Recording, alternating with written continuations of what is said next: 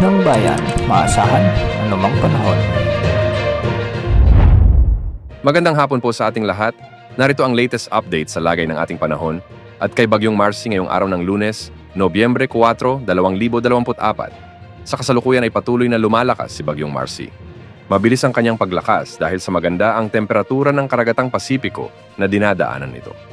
Huli itong namataan sa layong 775 kilometro silangan ng Borongan, Eastern Samar. Taglay ngayon ng bagyo ang lakas ng hangin na umaabot sa 75 kilometro.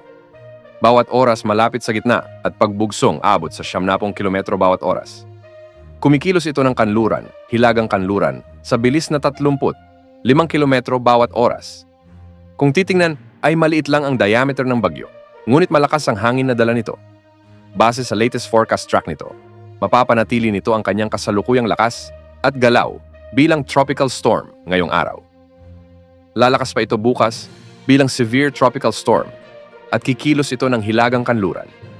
Inaasahang mas lalakas pa ito bilang typhoon category sa araw ng Miyerkules.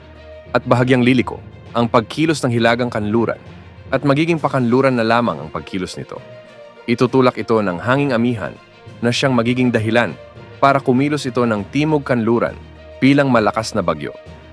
Posible itong maglandfall sa bahagi ng extreme northern Luzon, sa Babuyan Islands o sa mainland, kagayan sa araw ng Huwebes o Biyernes, bilang typhoon category. Hindi rin inaalis ang posibilidad na dumaan ito sa Cagayan Isabela area, depende sa lakas ng amihan na siyang magtutulak dito pababa. Bukas araw ng Martes, posibleng itaas ang Tropical Cyclone Wind Signal number 1 sa bahagi ng Cagayan dahil sa paglapit ng bagyo. Posibleng ang pinakamataas na wind signal na itataas ng Pag-asa sa paglapit at pagdaan ng bagyo sa Northern Luzon ay Signal number 4.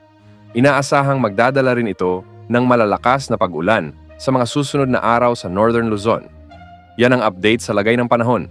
Ito po ang weather update ng bayan, maaasahan anumang panahon.